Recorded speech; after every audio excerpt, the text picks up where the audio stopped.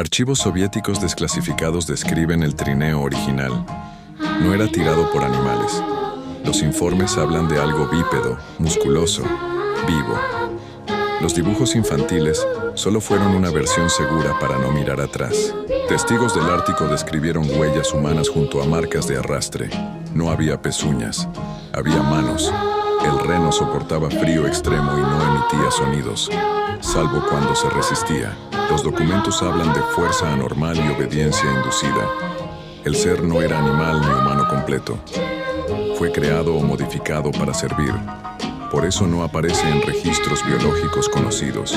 El proyecto fue enterrado y reemplazado por renos mágicos.